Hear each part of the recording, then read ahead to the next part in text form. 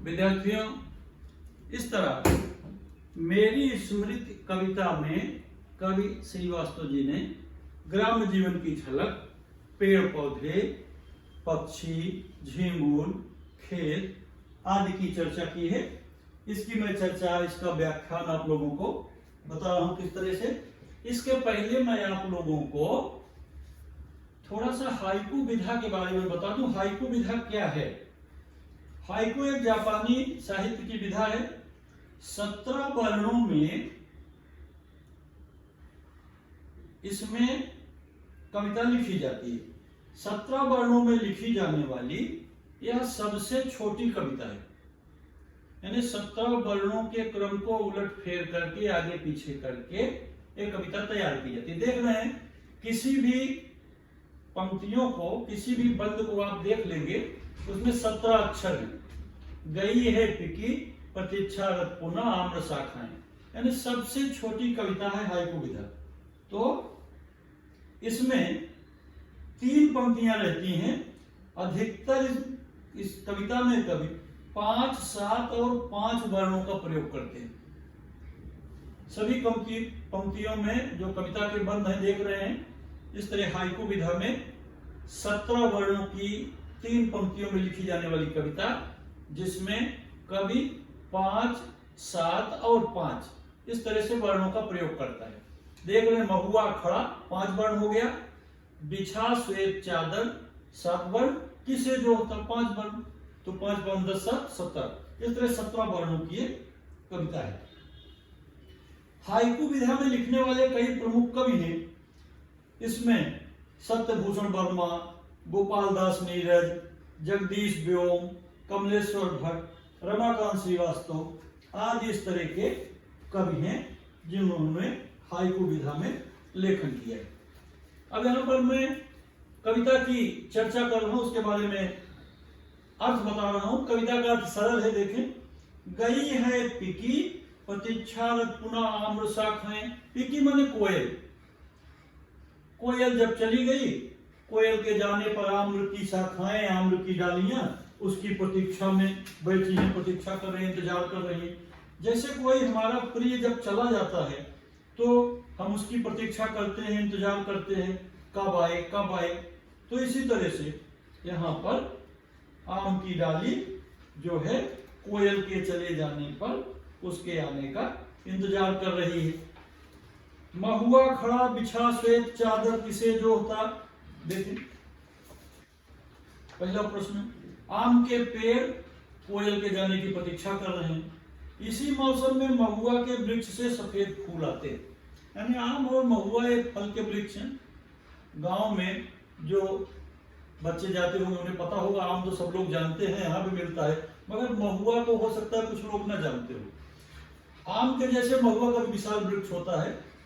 आम में जब फल आते हैं उसी दरमियान यही मार्च अप्रैल के महीने में महुआ गिरता है, उसमें सफेद फूल और फिर फल आते हैं।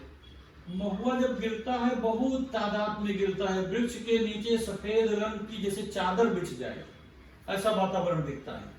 महुआ खड़ा बिछा श्वेत चादर किसे जोहता। जोहता माने इंतजार करता, यानी महुआ सफेद चादर बिछा करके किस अतिथि के आने का इंतजार कर रहा है, किस अपने प्रियजन को जोह रहा है। मानो कभी को ऐसे लग रहा है पेड़ के नीचे बिछे हुए महुए को देखकर, जैसे मानो महुआ का वृक्ष सफेद चादर बिछा करके अपने किसी प्रिय का इंतजार कर रहा हो। किसकी व्यथा छा गई बन घटा नभ है गिरा। तीसरा बंद देखें, किसकी व्यथा छा गई बन घटा नभ है घिरा। व्यथा माने पीड़ा, कष्ट। घटा बादल। ग्रीष्म का मौसम बीत जाने पर जब आसमान में बादल छा जाते हैं तो ऐसा लगता है मानो अपनी व्यथा प्रकट कर रही है। छा गई बन घटा, और फिर घटा से नभ घिरा, नभ आसमान गिर जाता है, कभी पानी बरसता है, बादल बरसते हैं। फिर अगला बंद देखें, सांझ का तारा किसे खोजने आया आम निशा में। रात के समय आसमान में तारे दिखाई देते हैं, ऐसा लगता है जैसे कोई उसे खोजने आया है। सांझ का तारा, सायंकाल जो पहले तारे आसमान में चमकते हैं, किसे खोजने आया आम निशा में, रात्रि में, मानो जैसे वह किसी की तलाश कर रहा है। अगला इसमें से प्रश्न देखें, कौन संदेशा ले पवन आया है सुनने तो दो। ऐसे लगता है जैसे पवन यानी वायु कोई संदेश लेकर आया है। सन की हवा चलती है, तब कवि की कल्पना करते ना, जहां न पहुंचे रवि वहां पहुंचे कवि।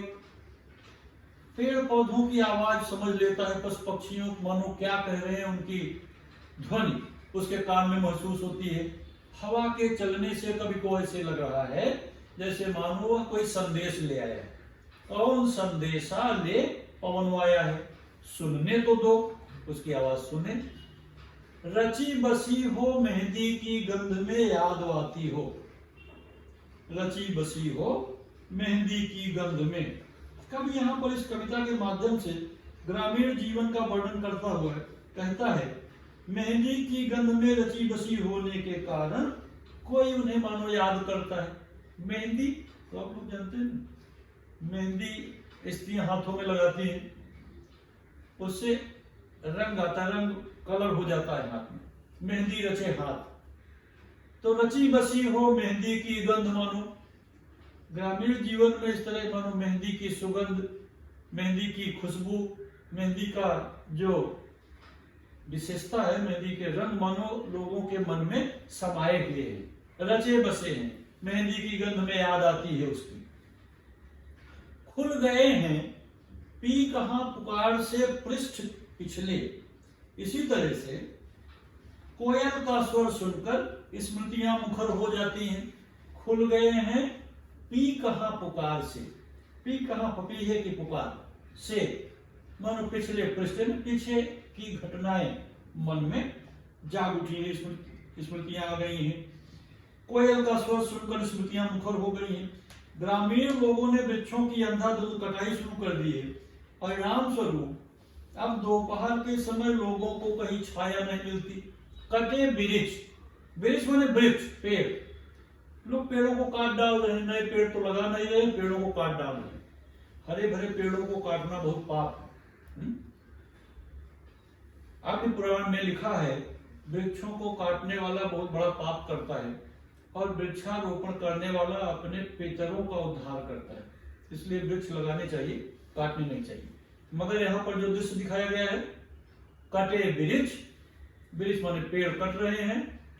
गांव की दोपहर खोजती छाया, मानो दोपहरी स्वयं छाया के लिए कोई वृक्ष ढूंढ रही है। गांव मुझको मैं ढूंढता, गांव को खो गए दोनों। आज ग्राम में परिवेश लोगों का छूटता जा रहा है। हम सब कहां से आकर के गांवों से कहां शहरों में बस गए, अब लोग गांव जाते नहीं। जब बहुत वर्षों के बाद आप गांव जाएंगे तो गांव आपको पहचानेगा नहीं ना, आप गांव को पहचानेंगे, क्योंकि परिस्थितियां बदल गई।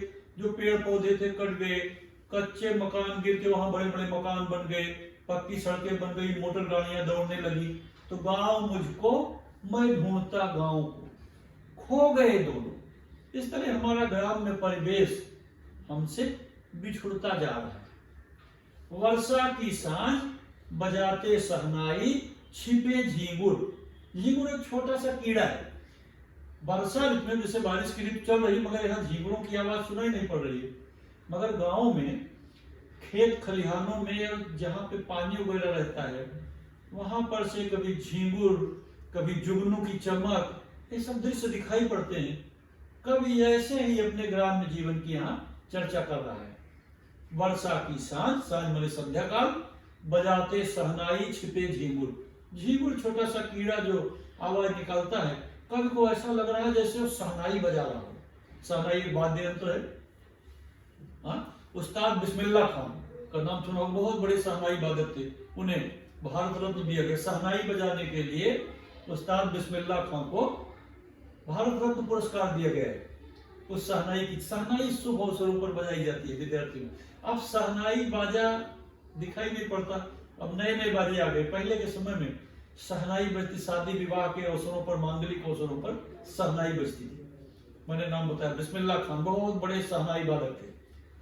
बजाने आई पिकी छिप बांसुरी अमराई में। अमराई माने आम के बगीचे में मानो छुप करके कोयल बांसुरी की आवाज निकाल रही है। बजाने आई बांसुरी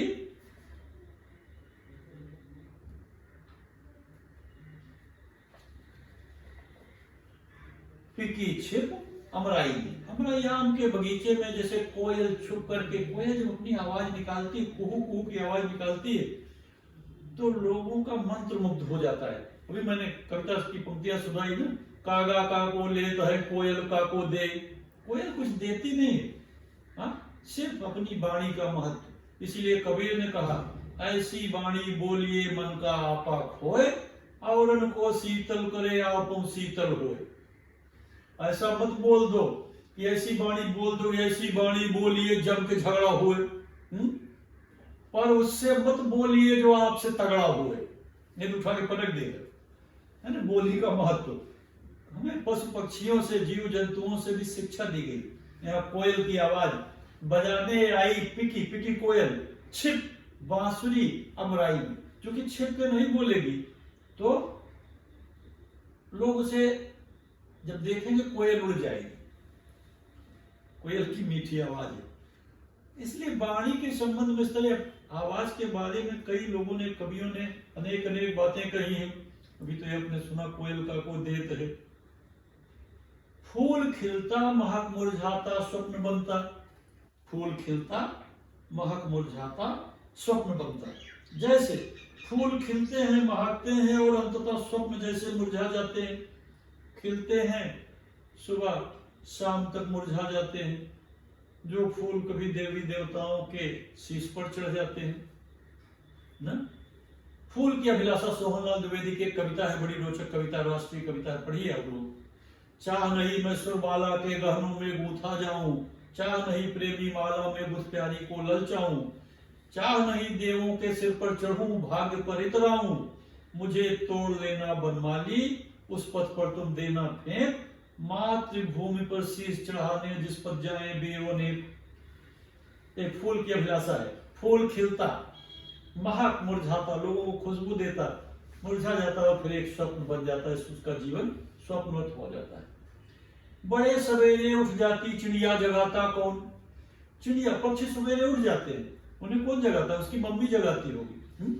जैसे हम लोगों को यहाँ से कितने बच्चे सोते रहते, जगाने उठते ही नहीं। स्कूल जब सुबह में रहता है लेट पहुंचते, कितने तो बिना नहाए धोए ही भाग आते। मगर जब आप सीख लो पक्षियों से, चिड़िया को कौन जगाता है?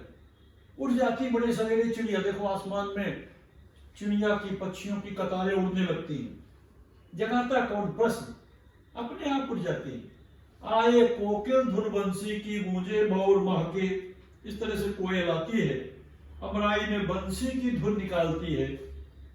और आम के बगीचे में आम के बौर, बौर जानते ना, बौर जिसमें आम के टिकोरे लगते हैं, फिर वो टिकोरे बड़े होकर फल बनते हैं। तो बौर की सुगंध, जब आप अमराई में जाएंगे जिस समय बौर खिले रहते हैं, तो आपका मन एकदम मुग्ध हो जाएगा, प्रसन्न हो जाएगा।